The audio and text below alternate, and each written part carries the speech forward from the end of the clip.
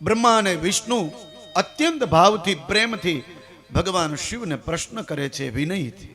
જો આપણે કોઈને પ્રશ્ન કરવો હોય ને તો એ વિનયથી ને વિવેકથી કરવો જોઈએ. આપણે કોઈ પાસેથી કંઈક જોતું હોય ને તો વિનયથી કહેવાય એને. વિનય ને વિવેક બહુ જરૂરી છે. અહીંયા કથા વાંચવા માટે બેઠો ને એની પહેલા ત્યાં હું ગુરુદેવના દર્શન કરવા જાઉં અને ચેતન દાદાના દર્શન કરવા જાઉં, આશીર્વાદ લેવા જાઉં. એટલે અહીંયા બેસું, પહેલે મને ચાપ આવે. એટલે ત્યારે બેઠો ને ત્યારે એને મને વાત કરી વિનય અને વિવેકની ચેતન દાદાએ,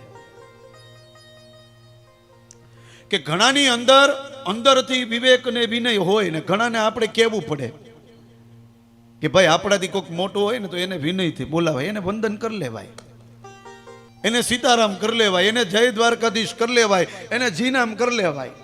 એમાં આપણે કઈ નાનકડા ન થઈ જાય. નમન નમન में फेर है बहुत नमे नादान दगा बात दुगना नमे चित्ता ચોર કમાન. નમન નમન માં ફેર હોય. ઘણા ખાલી નાટક કરતા હોય ને આપણને ખબર પડી જાય તો નાટક જ કરે છે. ઘણા અંગૂઠા સુધી પગે લાગ્યા હોય પણ અંદરથી એને પગે લાગવાની ઈચ્છા ન હોય. એના બાપાએ કહ્યું ને બેટા એ પગે લાગા, ગોર બાપા છે, શરમે ધર્મે પગે લાગે. પણ ગામડાનો ભોળો માણસ એ રામજી મંદિરે ઓટલે બેઠા હોય બધા અને અહીંયાથી ભૂદેવ નીકળે ને એટલે એ એમ કહે ગોરદાદા પગે લાગીએ. એ ભલે નીચે નઈમાં ન હોય પણ એ હૃદયથી ગોર બાપાને પગે લાગે સાહેબ. અને ત્યારે ગોર બાપાએ દૂરથી કે આશીર્વાદ બેટા આશીર્વાદ. તો નમન નમન में फेर है बहुत नमे नादान. જે વ્યક્તિ નમે ને એ સૌને ગમે. નમી લેવું. હું તો એમ કહું આ જગતમાં આપણાથી જે વડીલો હોય એને આપણે નમી લેવું, એનું કામ આપણે કરી લેવું. એમાં કઈ આપણે નાનકડા ન થઈ જાય. કદાચ આપણે ગમે એટલા વિદ્વાન હોય અને આપણાથી કોઈ વ્યક્તિ મોટો હોય તો આપણે નમન કરી લેવાના. કદાચ આપણે એના સાથે ફાવે નહીં તો આપણે એનાથી આઘું રહેવાનું, પણ જ્યારે નજીક જાવ ત્યારે નમન તો કરી જ લેવાનું.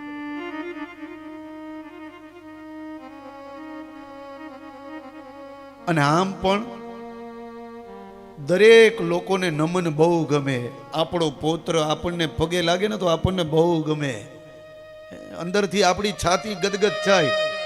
જો તો ખરી આપણા વડીલોના જે પુણ્ય કરેલા છે, સંસ્કાર આપેલા છે એ આપણા બાળકમાં આવ્યા છે એટલી પગે લાગે છે. અને ભગવાનને વંદન બહુ ગમ્યો. નમસ્કાર વંદન ભગવાનને ખૂબ જ ગમે. તો ટૂંકમાં નમન કરી લેવું એમાં કોઈ વાંધો નહીં.